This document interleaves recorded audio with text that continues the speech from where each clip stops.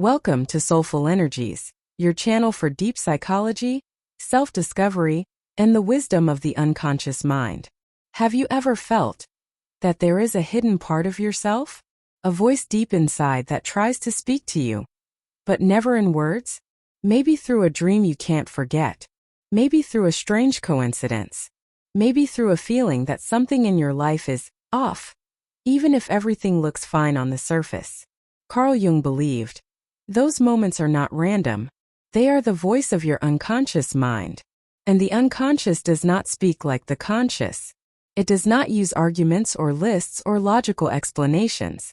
It speaks in images, in symbols, and in myths that have shaped humanity since the beginning of time. Today we begin a transformative journey into Jung's final masterpiece, Man and His Symbols. This was the last book Jung ever worked on. It was published in 1964, shortly after his death, and it was unlike anything he had written before. Why? Because this book was written for you. Not for doctors, not for scientists, not for psychiatrists, but for ordinary people, students, artists, seekers, dreamers. For the first time, Jung wanted to share his discoveries in a way that everyone could understand. And his message is powerful. If you want to know who you really are, if you want to live with purpose, freedom, and wholeness, you must learn the language of symbols. Think about it. When you dream of being chased, your unconscious is telling you something. When you dream of a house or a dark cave or flying high above the earth, these are not meaningless fantasies. They are messages. Messages from the deepest part of your psyche. But here is the problem. Most people ignore them. We dismiss our dreams as just random. We treat myths as just stories. We think advertising logos are just pictures. And in doing so, we blind ourselves to the most powerful language of the human soul. Jung warned that if we ignore symbols, we don't escape them. Instead, they control us from the shadows. As he said, until you make the unconscious conscious, it will direct your life, and you will call it fate. In this series, we will explore man and his symbols in depth. We will discover what symbols really are, and how they differ from signs, why your unconscious communicates through images, not words, how symbols appear in dreams, in art, in religion, and in everyday life, the role of myths and archetypes, patterns that appear across all cultures, and most importantly, how you can work with symbols to heal yourself, unlock creativity, and grow into your authentic self. This is not just theory. By the end of this journey, you will begin to see your world differently. You will notice images that repeat in your dreams. You will recognize symbols that appear in coincidences, in stories in your daily life. And you will understand they are not random. They are clues. Clues guiding you toward who you were always meant to be. Jung wrote this book as a map to the hidden continent inside of you. A continent made of dreams, images, symbols, and archetypes. Most people never explore it, but if you do, you may discover your deepest potential. So are you ready? Are you ready to open the door to the symbolic world? To listen to the language of your unconscious? To begin the journey that Jung called the path to wholeness? Then let us start together. Welcome to Man and His Symbols. And welcome to the hidden language of your soul. Carl Jung begins Man and His Symbols by raising a crucial question. Why do symbols matter? In the modern world, we like to believe we are rational. We pride ourselves on logic, science, technology. We tell ourselves that ancient myths, rituals, and symbols belong to the past. But Jung warns to ignore symbols is to misunderstand ourselves.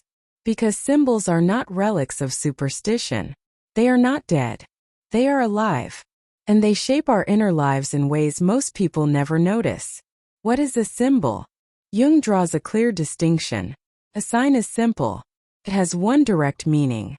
A road sign that says stop means stop. Nothing more. Nothing less. But a symbol is something else entirely. A symbol is an image, a story, an object that points to something far greater than itself. Something mysterious. Something that cannot be fully explained by logic. Consider the snake.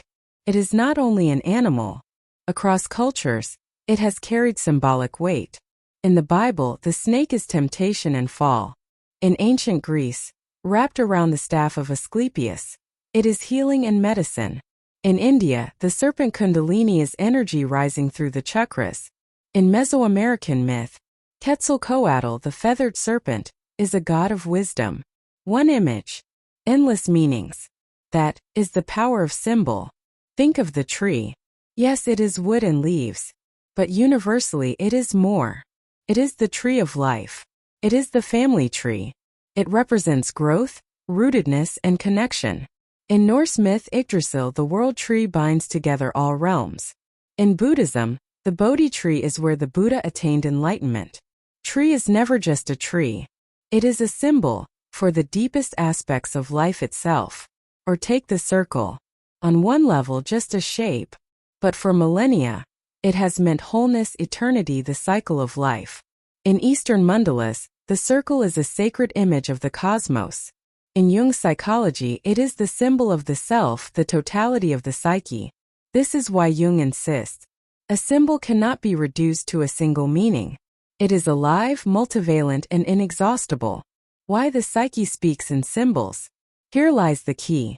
Your conscious mind speaks in words, but your unconscious does not. The unconscious communicates through images. When you dream, you do not see sentences. You see pictures. A house. A stranger. A storm. An animal. A flight through the sky. These are not meaningless. They are symbols. Symbols bridge the gap between the conscious mind and the unconscious depths. They are how your deeper psyche speaks to you. And this is why Jung said, the symbol is the best possible expression for something unknown. Dreams, the language of symbols. Freud believed dreams were wish fulfillment. Jung saw more. For Jung, dreams perform a compensatory function.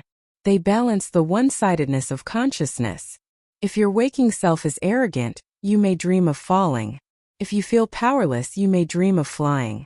If you ignore emotions, your dreams may overwhelm you with storms or floods. Dreams restore balance. They complete what is missing. They offer wisdom your ego has ignored. And they do so through symbols. Example, the house dream. Jung often analyzed the image of the house. On the surface, a house is just a building. But symbolically, it often represents the self. Each room is a part of your personality. The attic may symbolize the intellect. The basement may symbolize instincts, the unconscious, the forgotten. A dream of being trapped in a house may point to feeling trapped in your own life. A dream of discovering new rooms may symbolize discovering hidden parts of yourself. Notice, the symbol always carries more than one meaning. It is layered, personal, and universal. Symbols across cultures. One of Jung's most important insights. Symbols are not invented. They emerge. And astonishingly, they emerge everywhere. Flood myths in Mesopotamia, India, and the Bible. The hero's journey in Greece, Egypt, and Native America. The sacred mountain in Tibet, Mexico, and the Middle East. Different cultures. Different languages. The same symbols. Why? Because they come from the collective unconscious. A deeper layer of the psyche that all humans share. Archetypal symbols like the hero, the shadow, the mother, the wise old man appear again and again because they are part of what it means to be human. Symbols in modern life. Some might object. But I don't live in ancient times. I don't read myths. Symbols don't matter today. Jung would disagree. Symbols are everywhere in modern life. In advertising, cars with lions, stallions, eagles, symbols of power. Cosmetics with goddess-like figures, symbols of eternal beauty. Flags and logos that inspire emotion and loyalty. Even in movies, the superhero, the chosen one, the dark villain, the sacrifice. All are modern retellings of ancient symbols. Even if your conscious mind ignores them, your unconscious recognizes them. They bypass logic and speak directly to feeling. That is why they persuade. That is why they move you. That is why they matter. The danger of ignoring symbols. And here Jung is clear. Ignoring symbols is not harmless. It is dangerous. What you ignore returns. What you repress grows stronger. What you refuse to face appears in distorted forms.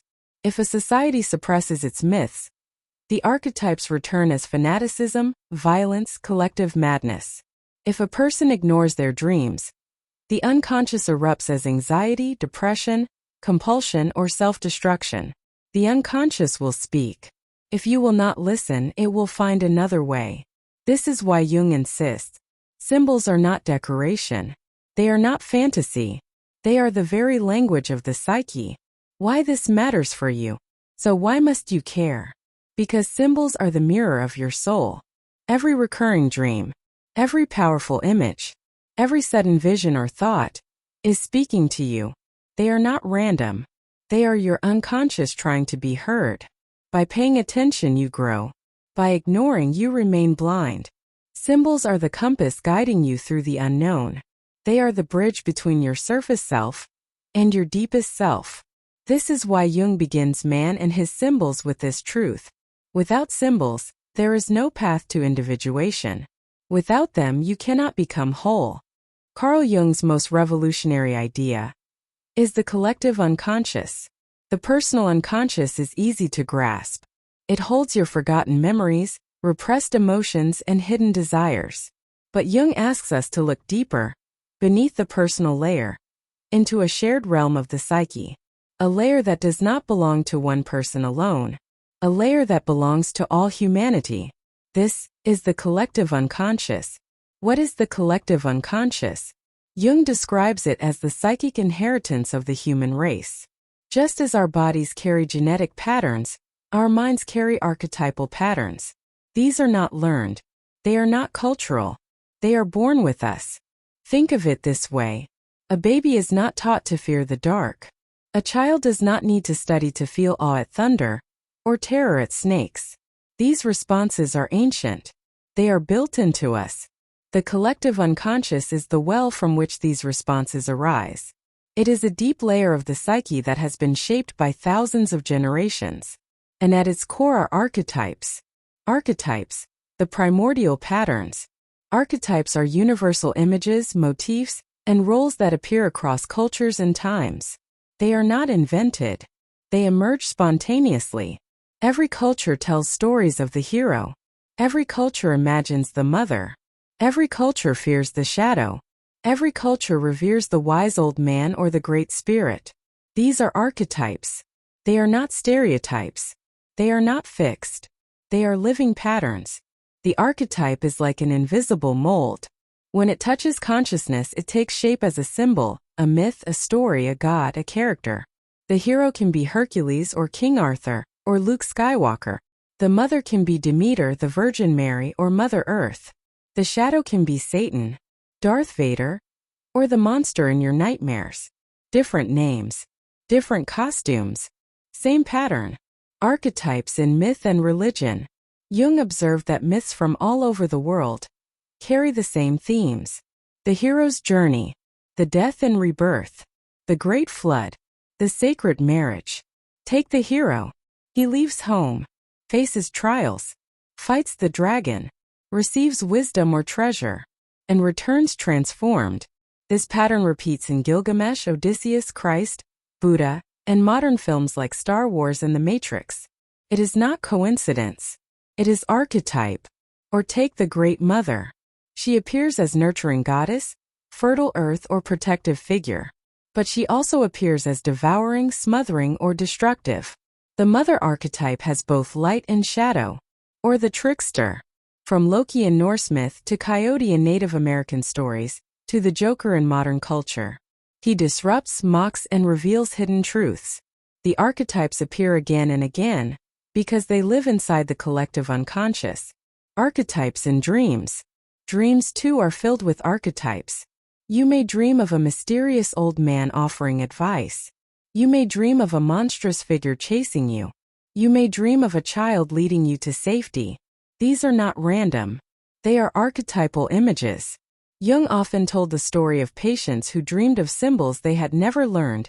Ancient myths, alchemical images, tribal motifs. When shown these symbols in books, the patients were shocked. How could I dream of this? I have never seen it before. Jung's answer. Because the archetype is within you already. Archetypes in culture and society. Even if you do not read myths, you still meet archetypes. In movies, in advertising, in politics. The politician who poses as the hero. The brand that offers the mother's care. The villain who embodies the shadow. The mentor who guides the hero. Archetypes sell products. They move crowds. They inspire revolutions. Jung said, "We do not invent archetypes. They invent us." The shadow of archetypes. But archetypes are double-edged. They can heal, but they can also destroy. The hero can inspire courage, or fuel dangerous wars. The mother can nurture or suffocate. The trickster can reveal truth, or unleash chaos. When archetypal energy is unconscious, it possesses us. We act it out blindly. When it becomes conscious, we can integrate it. We can work with it. Why archetypes matter for you? You may wonder, why should I care about archetypes? Because they shape your inner world and your outer life. Every relationship you have carries archetypal energy. The parent, the lover, the rival, the friend. Each awakens patterns older than history. Every story you love resonates because it touches an archetype inside you. That is why movies move you. That is why myths endure. And every struggle you face mirrors an archetypal drama. Your fight with fear is the hero versus dragon.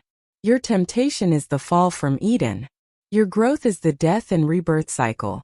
The collective unconscious, a shared soul. Jung's vision is radical. It means that beneath all differences, all humans share a psychic foundation. This is why people across the world dream the same images. This is why myths repeat.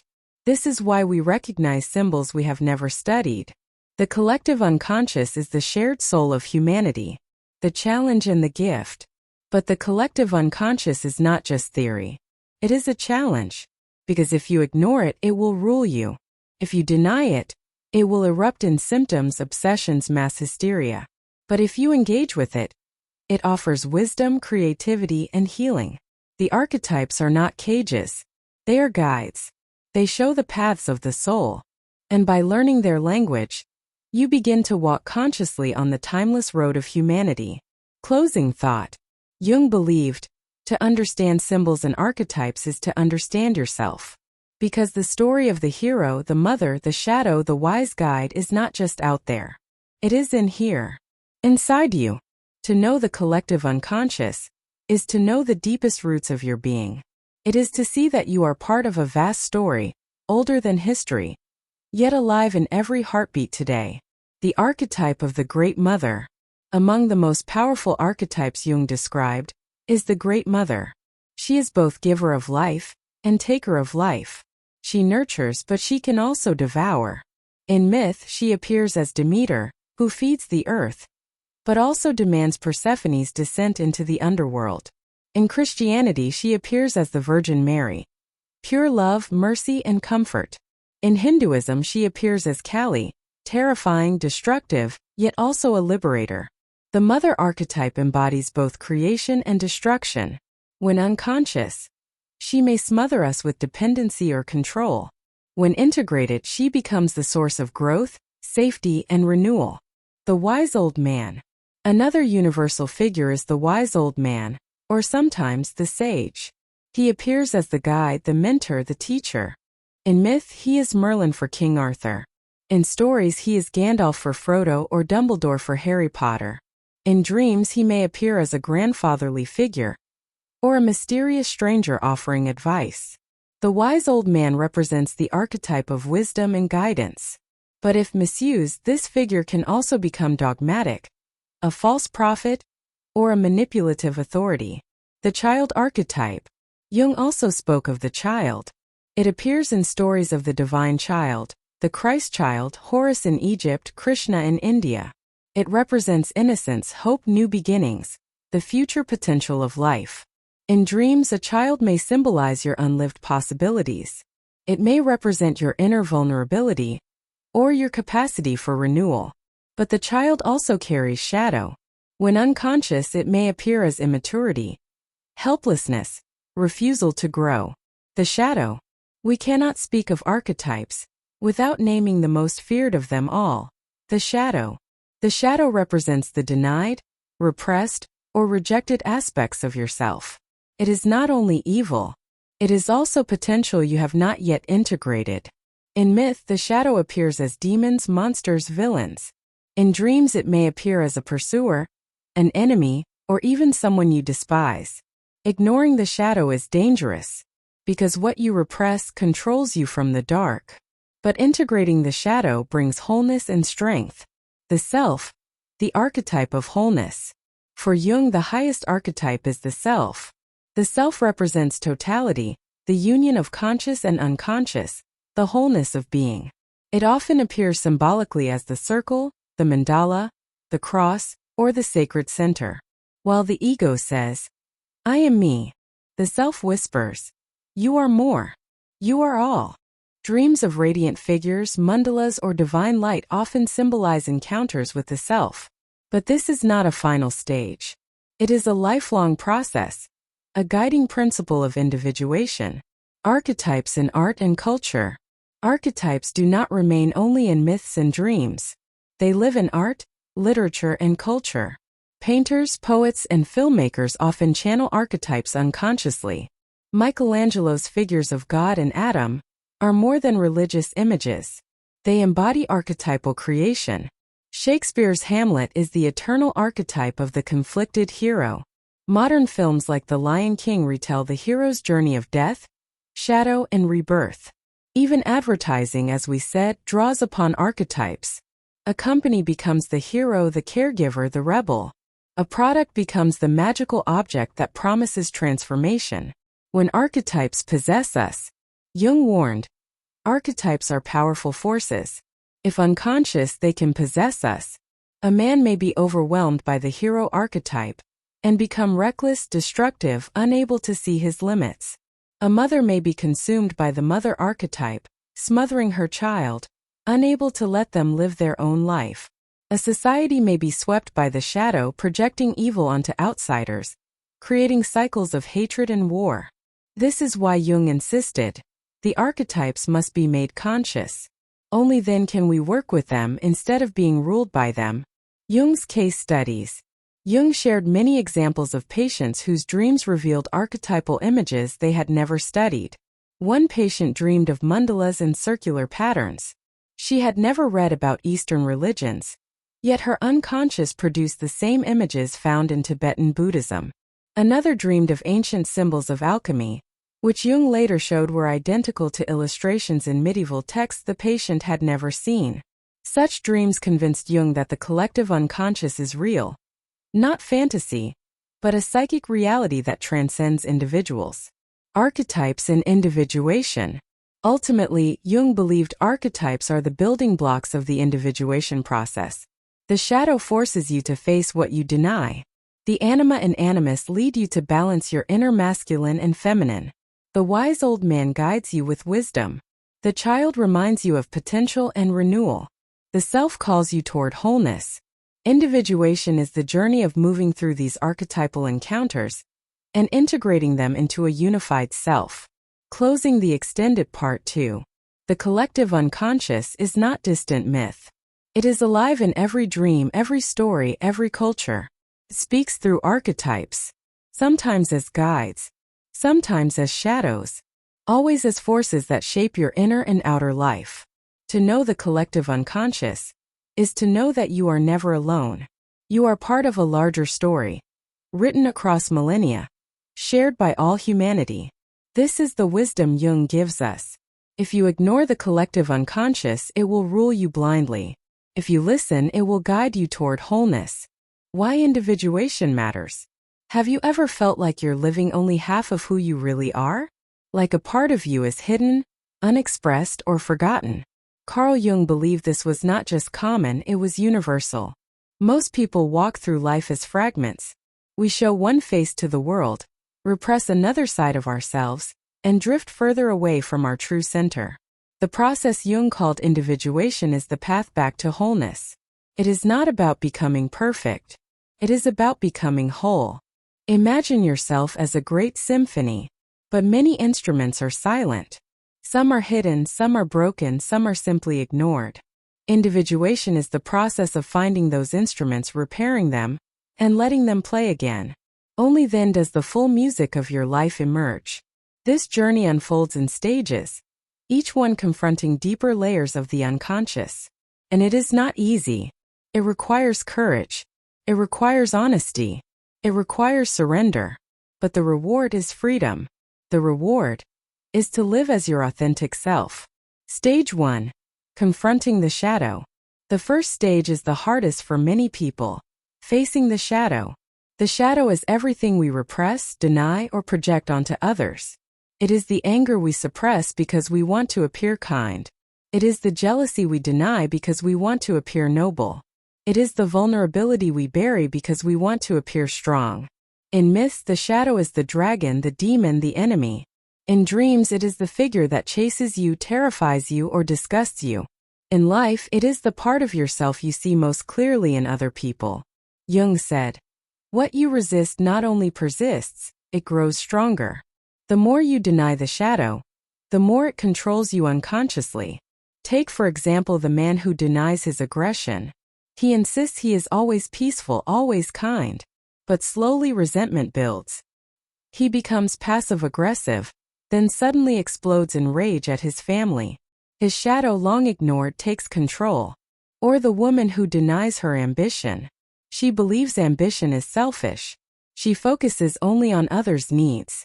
But then she becomes bitter, resenting those who achieve what she suppresses in herself. Her shadow of ambition haunts her through envy. Confronting the shadow means saying, "This too is me."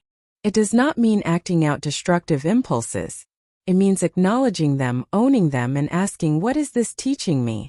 Practical step. Shadow journaling. Write down the qualities in others that trigger you most. Then ask, "Where does this live in me?"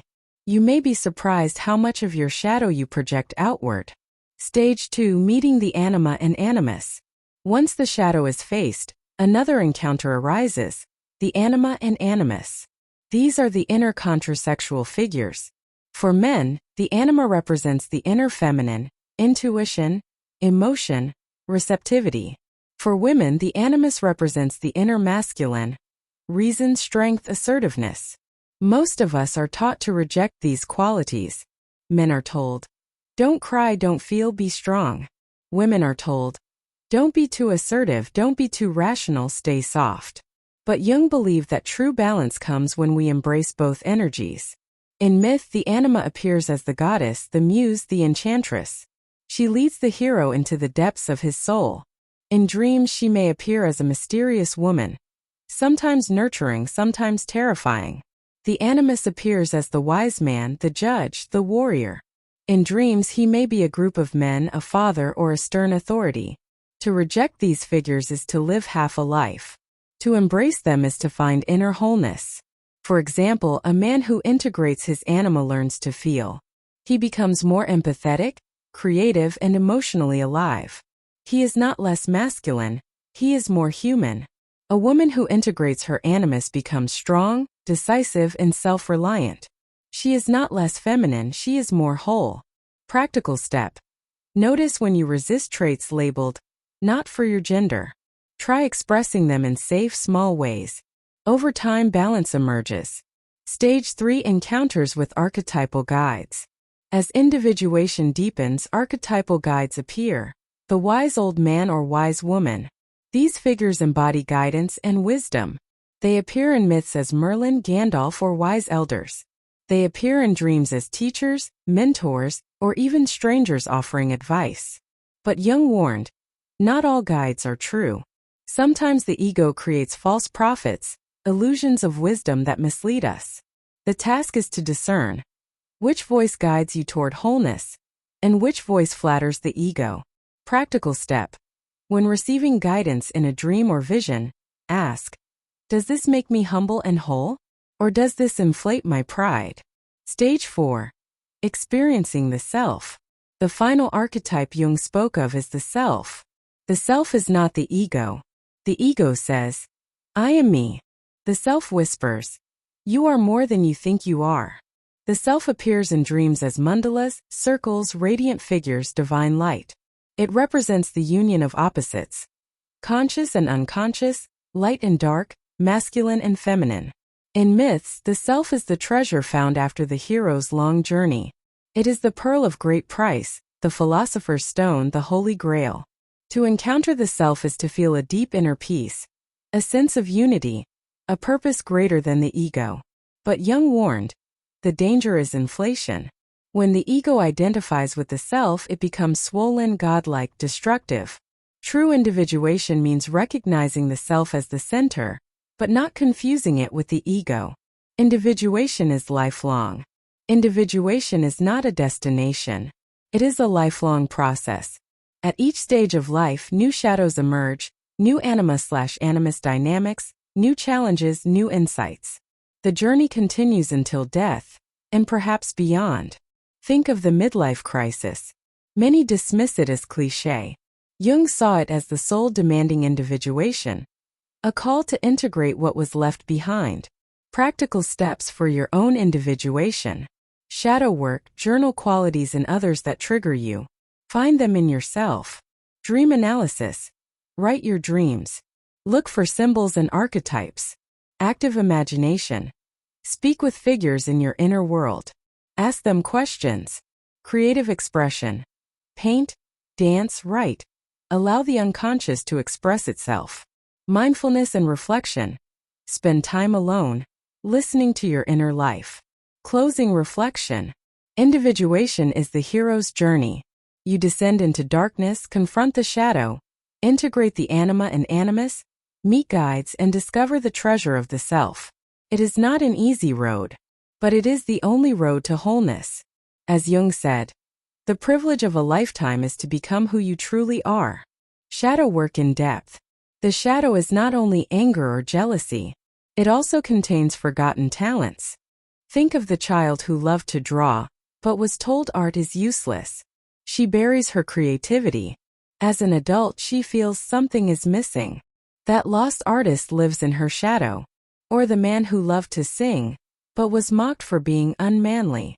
He hides his voice. He becomes silent in life. His shadow waits for him to sing again. When you confront the shadow, you don't just meet monsters. You also rediscover the gold you abandoned. Jung said, the shadow is 90% pure gold. Anima and animus in modern life. The imbalance of anima and animus shows in relationships. A man who rejects his anima projects her onto women. He expects them to carry all his emotion. He calls them too emotional. Yet he secretly longs for what he lacks. A woman who rejects her animus projects him onto men. She expects them to carry all authority. She calls them too controlling. Yet she struggles to claim her own power. By integrating anima and animus, relationships become less about projection and more about genuine connection. Instead of seeking your other half, you discover both halves already live within you. Guides and false prophets. When the wise old man or woman appears, beware. The ego loves to disguise itself as wisdom. History is filled with false gurus, people inflated by archetypal energy, claiming divine authority. Jung warned that when archetypes remain unconscious, they take possession. A person may believe they are the savior, the prophet, the chosen one. But the true wise figure humbles you. They don't make you worship them. They point you back to your own self. The self in everyday symbols. You don't need mystical visions to meet the self. It may appear in simple dreams. A radiant child smiling at you. A golden circle or a glowing mandala. A moment of deep peace during meditation. Even in daily life you may glimpse the self. A sunset that makes you weep. A piece of music that stirs your soul. A sudden realization. I am more than this ego. These moments are doorways to the self. Individuation in different cultures. Though Jung described individuation in Western psychology, echoes exist worldwide. In Buddhism, the path from ignorance to enlightenment mirrors the journey of individuation.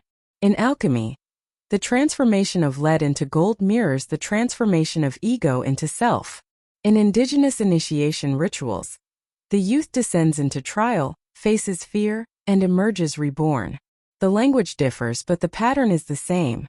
Descent, struggle, integration, rebirth. Midlife and beyond. Jung emphasized individuation often begins at midlife. In youth we build careers, families, identities. But at midlife the soul demands more. A man who defined himself by work suddenly feels empty when success no longer satisfies. A woman who devoted herself to family wonders who she is beyond motherhood. These crises are not failures. They are invitations to individuation. Individuation and society. Individuation is personal, but it transforms society. A person who integrates their shadow becomes less likely to project hatred onto groups. A person who balances anima and animus becomes less trapped by gender stereotypes. A person who follows the self becomes less consumed by materialism and more guided by meaning. Jung believed that if enough individuals individuate, society itself can heal. Final reflection. Extended. Individuation is the longest journey from who you think you are to who you truly are. It is not quick. It is not easy. But every step brings freedom. The shadow asks you for honesty. The anima and animus ask you for balance. The wise guide asks you for humility. The self asks you for wholeness. This is the path of becoming real. Not perfect. Not divine. But whole. Why symbols matter. Everywhere you look, you are surrounded by symbols. Religious icons, brand logos, national flags, wedding rings, even the emojis you send in a text. To most people, these are just signs. But for Jung, they were doorways. A symbol is not a decoration. It is the bridge between the conscious and the unconscious. Jung believed that symbols arise when something deep within the psyche seeks expression, something too vast for rational words. When you dream of a snake or see a cross or feel drawn to a mandala, your unconscious is speaking in its native language. Symbols. Symbols and dreams. Dreams were Jung's royal road to the unconscious. He argued that while Freud saw dreams mainly as repressed wishes, Jung saw them as messages, balancing forces that the conscious ego ignores. For example, a rigid rational man may dream of flowing water, symbolizing the feminine, the emotional, the unconscious asking to be felt. A passive person may dream of fire, symbolizing energy, passion, transformation. Jung wrote that dreams are like letters sent to us every night, but most of us never open them. Cultural symbols. Beyond dreams, symbols live in culture. Take the cross in Christianity. Beyond its religious meaning, it symbolizes the union of opposites, heaven and earth, spirit and matter. The yin-yang in Taoism symbolizes balance, dark and light, feminine and masculine. The Ouroboros, the serpent eating its tail, symbolizes eternal cycles, death and rebirth. Jung argued these symbols are not arbitrary. They emerge across cultures because they are rooted in the collective unconscious. That's why you find the Great Mother, the hero, the trickster in myths worldwide, even in cultures that never touched symbols in modern life. You don't need to study mythology to see symbols. Look at advertising. Car is not sold as a machine.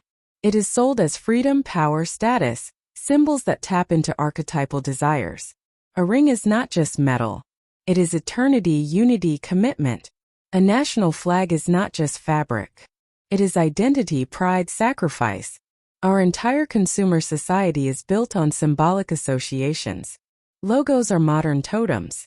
Slogans are modern myths. To understand symbols is to see through illusions and reclaim your own psyche. Personal symbols. Each person also has private symbols. Perhaps a childhood toy that still brings comfort. A place in nature that feels sacred. A recurring dream image that seems to follow you through life. These personal symbols often hold keys to individuation. They show what your unconscious is trying to heal, balance, or awaken. Jung encouraged people to paint, draw, or meditate on their symbols, to let them unfold their meaning over time. He often used mandalas with patience, circular drawings that arose spontaneously in dreams or art. For Jung, they symbolize the self, the center of wholeness. The danger of literalism. Jung warned, symbols lose power when reduced to literal signs. For example, dreaming of a lion does not mean, you will meet a lion. It symbolizes courage, strength, wildness, qualities within you. When people take symbols literally, they miss the psychological message. A religious symbol becomes rigid dogma. A myth becomes superstition. The living image becomes dead. True engagement with symbols means asking, what part of me is this image awakening? Living with symbols. To live symbolically is to live deeply. It means paying attention to your dreams, noticing the images that repeat in your art, your fantasies, your life. Asking, what is my unconscious trying to show me? It also means seeing culture more clearly. Why does a superhero movie move you so deeply? Why does a certain song bring you to tears? Why do certain colors or numbers keep appearing in your life? The symbolic life transforms ordinary existence into a dialogue with the unconscious. Closing reflection. For Jung, symbols are not optional decorations. They are the language of the soul. Ignore them and you ignore yourself. Engage with them and you begin the journey to individuation. As Jung said, the symbol is the best possible expression for something unknown. So tonight when you dream, ask yourself, what symbols are waiting for me? And what hidden wisdom are they trying to reveal? The healing power of symbols. Jung often worked with patients who felt lost, depressed, or fragmented. When words failed, he asked them to draw their dreams. One patient drew circles within circles, mandalas. She didn't know why. But Jung recognized it as the self trying to emerge, restoring order to her chaotic psyche. Another patient dreamt of a snake coiled in darkness. Terrified, she painted it.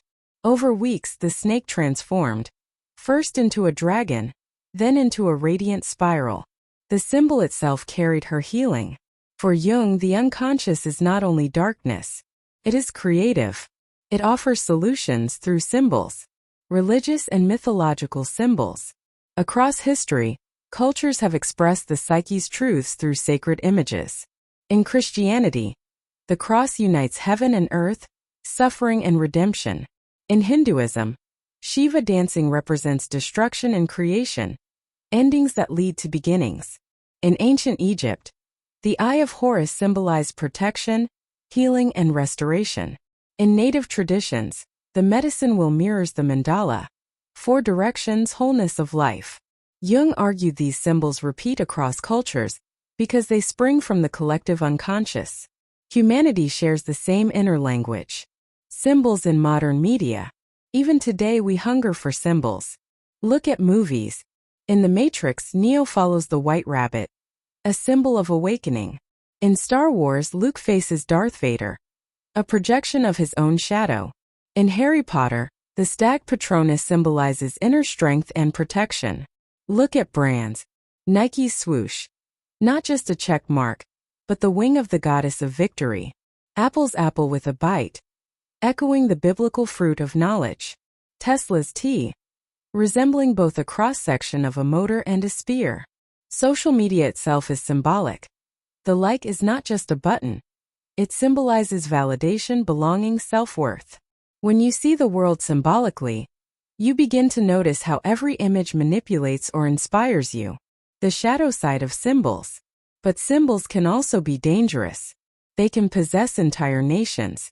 The swastika, once an ancient symbol of life and energy, was twisted into a sign of destruction. Political movements use flags, slogans, and images to stir unconscious archetypes. Crowds become enchanted. Individuals lose themselves in collective symbolism. Jung warned that when we don't integrate our personal symbols, we fall prey to collective ones. This is why dictators rise, why mass movements sweep nations. The archetypes take control. Personal work with symbols.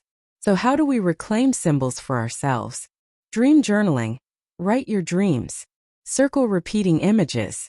They are your psyche's alphabet. Active imagination. Sit with a symbol. Speak to it. Let it answer. Creative expression. Paint, sculpt, dance symbols that move you. Meaning emerges as you create. Meditation. Focus on mandalas, sacred geometry, or images that arise spontaneously. Symbols are not solved like equations. They are lived. Over time they unfold deeper meaning. Living a symbolic life. To live symbolically is to live awake. You begin to notice patterns. The number that repeats. The animal that keeps appearing. The story you always return to. Life stops being random. It becomes meaningful. As Jung said, the symbol is the best possible expression for something unknown. Through symbols, the unconscious guides you. Through symbols, you walk the path of individuation. Closing reflection. So I ask you, what symbols are alive in your life right now? The dream you had last night. The image that won't leave your mind. The song that feels like it carries your soul. These are not accidents. They are invitations. To ignore them is to miss your own story. To embrace them is to join the dance of the unconscious. Symbols are not relics of the past. They are alive. They are speaking. The question is, are you listening? Comment below. What is the most powerful symbol in your life right now? Like this video if it opened your eyes. And subscribe to Soulful Energies for more explorations into psychology, symbolism, and the unconscious.